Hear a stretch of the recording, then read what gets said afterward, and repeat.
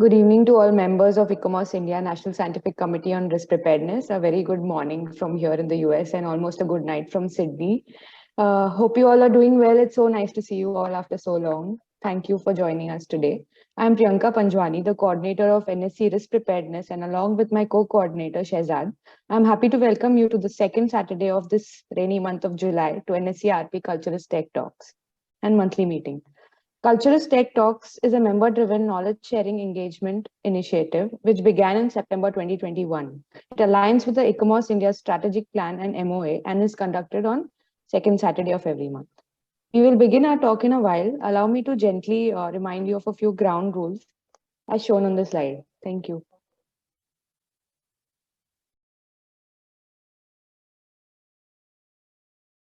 Right. It is my pleasure to invite today our speaker and member who has deep commitment towards risk preparedness of cultural heritage. Welcome to be Dr. Vanicka Arora. Vanicka has trained as an architect with specialization in conservation of built heritage. She has over a decade of experience working in India, focusing on urban regeneration, disasters, and heritage. Vanicka is currently pursuing her doctoral research at Institute for Culture and Society, Western Sydney University, where she examines post-disaster reconstruction practices for heritage in Nepal following the 2015 Gorkha earthquake. In this talk, Vanicka will speak on the topic Reconstructing Built Heritage in Bhaktapur, Nepal following the Gorkha earthquake. She will discuss three discursive framings of reconstruction of heritage in Bhaktapur, Nepal, and how they are continually negotiated in practice following the Gorkha earthquake of 2015. The first framing is based in international developmentalist paradigms, the second in globalized heritage conservation frameworks, and the third finds precedence in localized practices of building and care. Vanicka will trace the genealogies of these frames and illustrate how they are deployed to carry out specific agendas within the city, complicating the notions of local global, the tradition modernity as oppositional binaries. I thank you, Vanicka, for taking out time to give us a tech talk today and hand over the virtual floor to you. Thanks, Priyanka. Just let me share.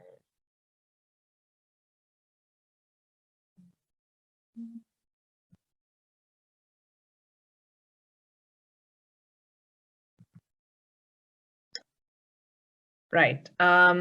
So we've gone through what this talk is about, which is that I'll talk quickly about three genealogies of reconstruction to really begin to unpack what post-disaster reconstruction actually means. I think very often we use the term with sort of an assumption of what it is. But what I'm really trying to do is deconstruct what it can mean in different ways and how these different meanings influence the way things are done. The other two things that I'll probably just sort of skim over because we don't have too much time is talking about what kinds of negotiations happen in the field between ideas of what is local, what is global, what is traditional, and what is modern. And then really zooming into who is a local. So talking about the politics of what it means to be someone who's in the area. So we all know that Nepal has had a recurrent earthquake history every century. Since the 13th century, it's been recorded. But the genealogy of earthquakes in Nepal is a long one, with the two most recent ones being the one in 1934 and the one in 2015. This is all from 2020, early 2020. If you were to be in Bhaktapur in early 2020, you'd see that reconstruction is happening everywhere. Whether it is smaller scale temples and community buildings, whether it's large scale monumental buildings, or whether it's houses, it began to feel like everything was being reassembled. Even though when you actually zoom in, you begin to see that a lot of things were being repaired, but the scale of reconstruction was so vast that it began to feel like the whole city was being reconstructed. The three framings that I've basically used to describe reconstruction is the idea of disaster risk reduction, or the developmentalist framing, which comes from ideas of UN, primarily from UNDRR international frameworks like the Sendai framework, where you talk about issues of sustainability and resilience. Now, this frame has a fairly long 20th century history, where the idea of reconstruction is as recovery. So there is a disaster, you recover to a moment in time that was pre-disaster or even better. So this has a fairly strong developmental angle. The one that most of us here as heritage folk are familiar with is reconstruction as conservation, or reconstruction as anistellosis, the two terms that we might have heard in either the Venice Charter or even in the intact charters, which is ideas of reconstructing as before, where the focus is on capturing a moment in time historically or materially. So here the idea is not so much driven by developmentalist frames, but rather by what an object or a building stands for in terms of it being a heritage object.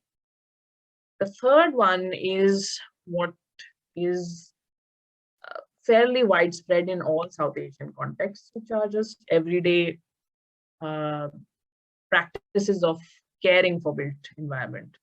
In Nepal, this works out as local guptis and as even informal groups, but also as municipalities who work with everyday fabric. So it's stuff that we do when things fall apart. So it does have discourse around it. It does have, so there's a Vastu texts that are specific to Neva communities in Nepal, which have been used to create specific ways of reconstructing, which have religious ritual attached, or which have ideas of care for your environment attached.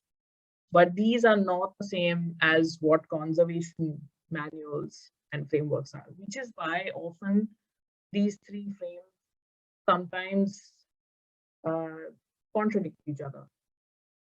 Now, these are three boxes on this slide, but actually, if you go and begin to look at it in practice, these boxes would actually exist. They're all intermingled. And depending on whether a building is very, very heritage or sort of heritage, very community-based or not, the scale of each of the boxes changes.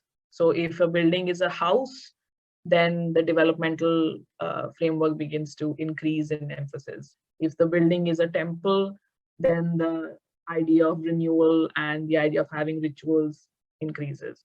So depending on what frame we are looking at, I mean, what building we are looking at, the frame that takes on precedent changes. So in reconstruction as development, or as reconstruction as recovery, the focus is on, for example, the idea of economic, social, and physical development. So on infrastructure. Here, heritage becomes a form of infrastructure through tourism as a contributor to the economy, through being spaces of community, so as social infrastructure. So then the focus on why heritage should be reconstructed is very specific when you look at reconstruction through this frame. In conservation, we talk about justifying reconstruction only in certain very, very extreme, exceptional circumstances. And here the idea of documentation, the idea of historicity, the idea of expertise becomes extremely important. And this is one of the major debates that's been going on all over Nepal, particularly in the Kathmandu Valley, and definitely in Bhaktapur, where because of the three frames, often a building is both infrastructure and heritage. So how do you, which focus do you follow? And then finally, you'll have people who are just building their community buildings in the ways that they have. They make it new, they make it the way they need to, and they have very little oversight from international UNESCO institutions, ICOMOS, but also nationally. So you'll have people just building their everyday heritage the way they want to build it. This is a specific temple that I was looking at in Bhaktapur. It's the Indrayani Temple, which was outside the Bhaktapur Darbar Square entrance point. Now, this temple had not fallen in 2015, and yet it was being reconstructed. So if you look at this image, this is from 2018, sorry, 19. I was doing my field work and this temple is clearly standing. There's nothing wrong with it. But people were doing bhajans before they decided to demolish the temple. I had a word with the person who was the president of the consumer committee. So in Bhaktapur, you have a consumer committee model for reconstructing heritage, where for each building, a local group of 11 members is constituted to decide who will reconstruct, how will the reconstruction happen, manage the budget, recruit people for labor, manage the volunteering. So it's a very, very community-based system of planning, which is not the Guthi system that you might have heard of. That was a traditional system of management in all over Kathmandu Valley, but a specific system where these members are constituted through a semi-democratic, not very democratic, but a democratic system from the local community, which is very, very neighborhood based. So the president told me that, look, we had to reconstruct this building because this was reconstructed after 1934, but it was wrong. And he was convinced that the reconstruction that had been done after 1934 was done badly and it didn't make sense. It didn't look like a temple. And that's why they needed to reconstruct it. So before 2015, they had almost got the municipality to agree to the reconstruction. But because of the earthquake, the project was delayed because it hadn't fallen down and other buildings obviously took priority. Finally, in 2019, they got the go ahead when other buildings were well on their way to being reconstructed. And because the community had a lot of power within the city, they were able to get this building demolition approved and then its reconstruction. So this is them demolishing the temple after doing the bhajans and the requisite ritualistic practices because it's a temple. And then this is parts of the reconstruction. So if you see here, they started to add timber reinforcements to the structure. Sorry. They made a temple door, which was brand new, but it was slightly wider than before because people get stuck in the doorway while doing their tapas.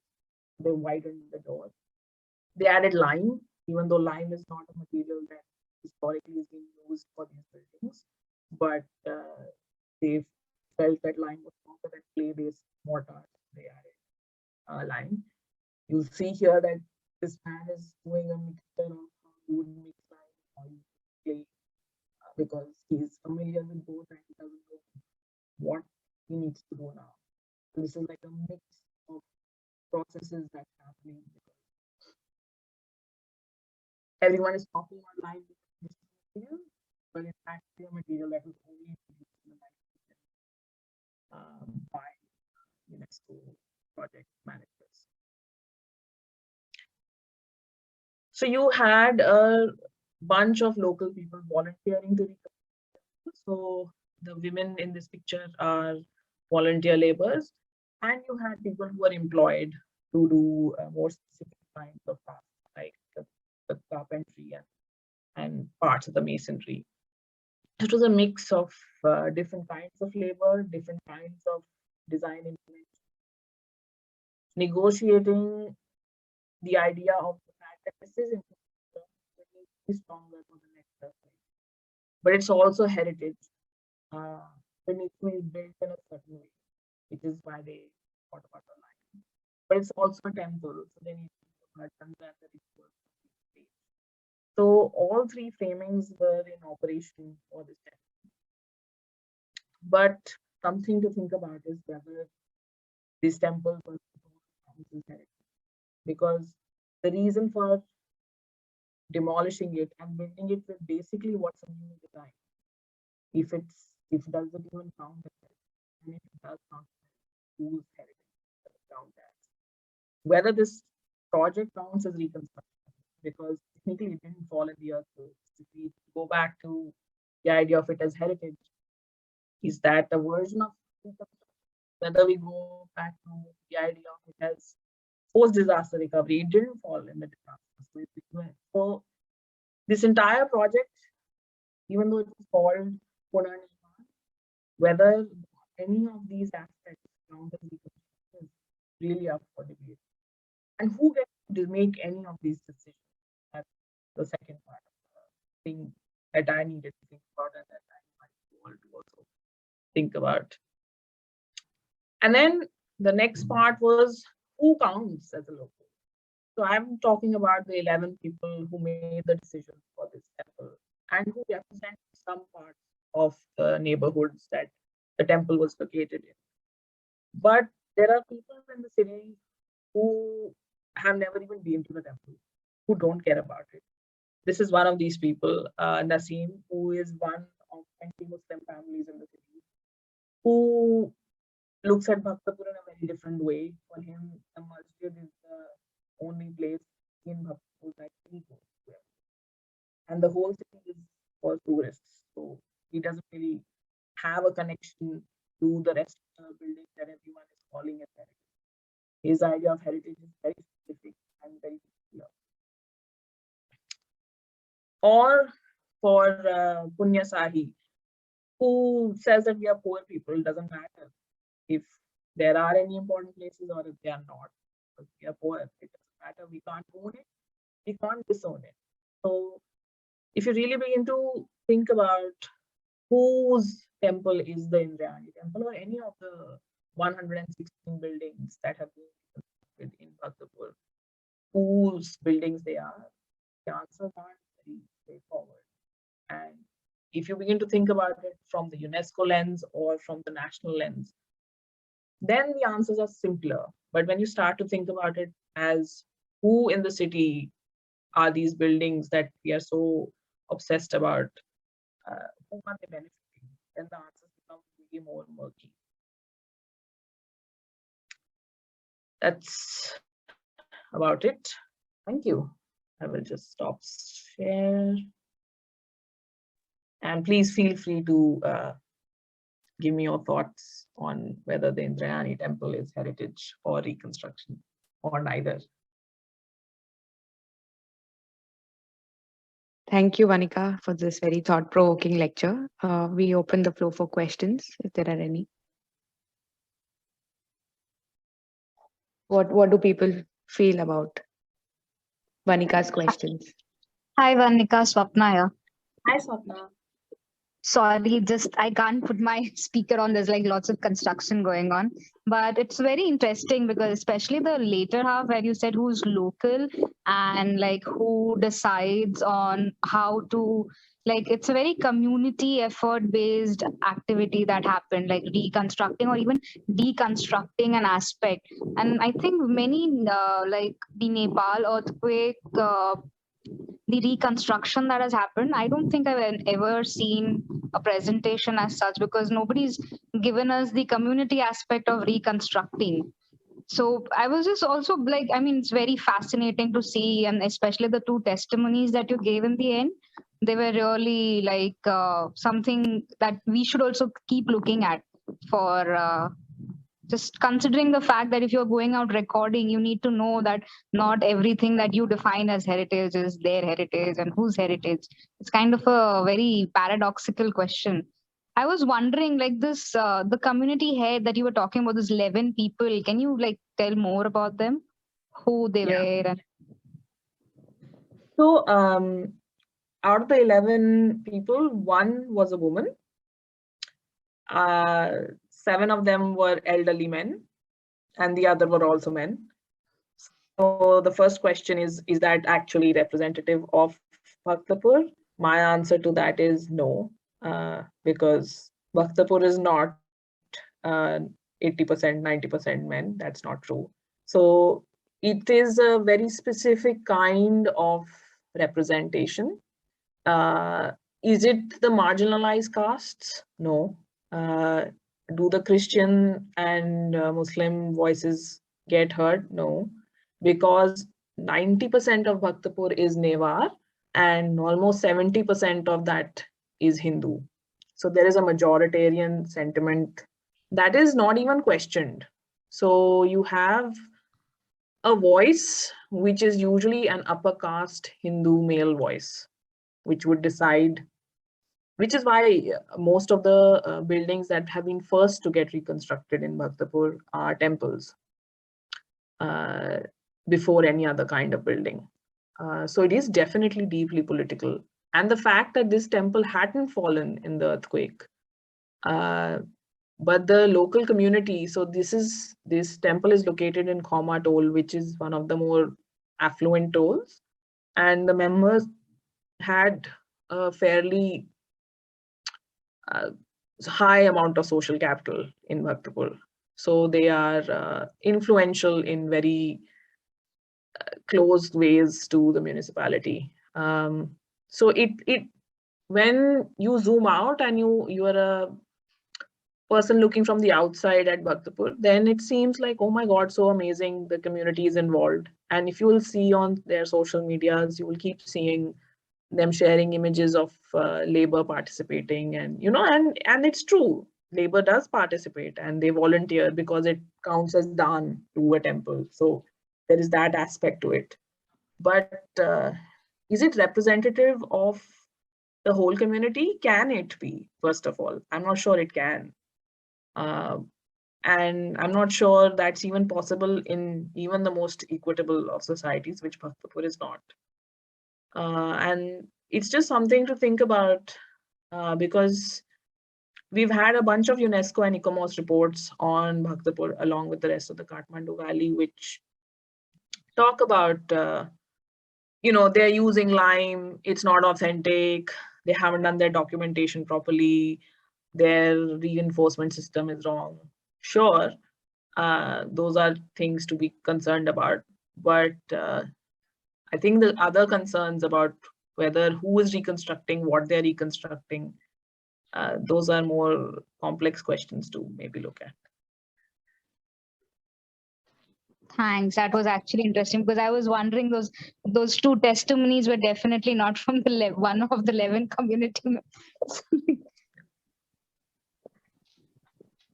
So Vanicka, could you just elaborate a little bit more about do they have any kind of protection system, national, local, or do they comply to any kind of? They may not. I'm not saying they may, but I may have even missed it if you talked about it. Could you just tell us a little bit about that, and also public versus private buildings? Is it a different approach? I think in the beginning you mentioned about houses versus temples. So maybe 1 or 2 lines about that again would be very helpful. It was very interesting, by the way. Thanks. Thanks. So Bhaktapur, the area that I studied, is the whole precinct is listed by the municipality as a heritage precinct. It's also the Bhaktapur Darbar Square World Heritage Site. So there is I didn't have time to show any of that. Oh, correct. Yes. So there is the World Heritage Site, which is protected by the municipality. Inside the World Heritage Site, there are 116 nationally listed monuments, which are, most of them are temples, but not all. So here you have your temples, which are listed monuments. Some of those temples are temples, like they're in use. So they're community property in that sense. They would historically be owned by the Guthi, but now the Guthi system has been nationalized. So I guess they're community property in that sense. But the management of it is done locally by the municipality. Again, no time to get into it, but the municipality is governed by the Nepal Mazdoor Kisan Party, which is a local party which only has power in Bhaktapur, but it has had power in Bhaktapur for 30+ years. And just to explain in one line how they govern, they think North Korea is a very good model. So hopefully that explains. That's their Yes, inspiration. yes. Yeah. Thank you. So Vanicka, so that temple reconstruction was how about heritage economics? Is it an important factor to drive all the three boxes which you have talked about? It is, and that's a whole chapter in my thesis where, so this temple, the Indrayani Temple, is a peculiar one because it's not one of those monument type places. It's not one of the iconic ones. But there are a bunch of temples where the reason why they were reconstructed, like there is another temple called the Fasidega, which after it had fallen in the 1934 earthquake and been made much smaller. But that also fell in 2015, and now it's being made back to pre-1934, which is very tall and very monumental and very specific to that era. So they're basically erasing a whole era of history because politics, but also by making this huge monument, they add this tourist attraction to the city because 60% of Bhaktapur's economy is now directly related to tourism. Also, looking at it from the climate perspective, I mean, demolishing it, is nobody questioning it in that sense? No, that is not, that's not even a, so the concern was mostly, part of it was aesthetic. They were like, this does not look the way a temple of this stature should look. So in this particular temple, even though it's a neighborhood temple, it's one of the 8, or rather one of the 9 Navadurga temples of the city. So it's like one of the 8 protected god, like the protector guardian temples of the city. So it's a very important temple for the city scale, which is why it needs to look a certain way. And they've not been happy about the way it looks for a while. So the discussion for reconstructing it is way before the earthquake, but the earthquake actually delayed their plans. Our climate does not feature, no. If a temple is in a bad condition, let's say it's not an earthquake is not the reason, would they do something similar? Oh, they would. Yeah. They would. Because Yeah. Interestingly, in Ladakh, I've seen some buildings, maybe 1,000+ years old. They really don't touch it, even if they have like cracks or whatever. Recently, last 10, 20 years, since, lots of professionals from the very educated world are going there, they are telling them, prepare these cracks, do whatever, doing conditions assessments. But before that, they are not really bothered about, they just do some maybe very simple repairs. Apart from that, if they need more space or whatever, they keep adding to that building, additions, not on the building, like adding floors, but they don't really reconstruct, which is, very interesting, because I know other places also like to reconstruct because it's a living sort of a, they go there to pray every day, or, communities go. So they want a very spick and span God's space. So anyways, yeah, just to comment. Yeah, no, you're right.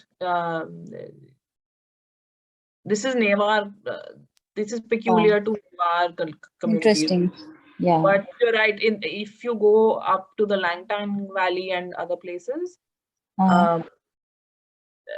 it's different. It's more like what you're describing, where the fact that it is old fabric is an important, like it's ritualistically important as well. I mean, they're not looking at it as heritage either, but it, yeah. Sorry. Or maybe it's just harder to build there. I also feel, Maybe. it's lack of resources. Yeah, because that could be another thing. Somebody is building, then we can carry on. So let it go on for as long as possible. Yeah. Yeah, absolutely. Absolutely. So I think if the questions have winded up, so we can just wrap it up. So I would like to thank Vanicka on like accepting the invitation on such a short notice over our Twitter chat only, and presenting the work on behalf of the coordinator and NSC RP members. I thank you, and No need for all this formality. yeah. Thank you. And once you finish your doctorate, we're hoping to have one round table on that topic itself. Sure, sure. Thank you. Thank you. Thank Thank you, members. Thank you, Vanicka. It was very nice. Thanks, Bhavna. Thank you. Thank you everyone for joining in.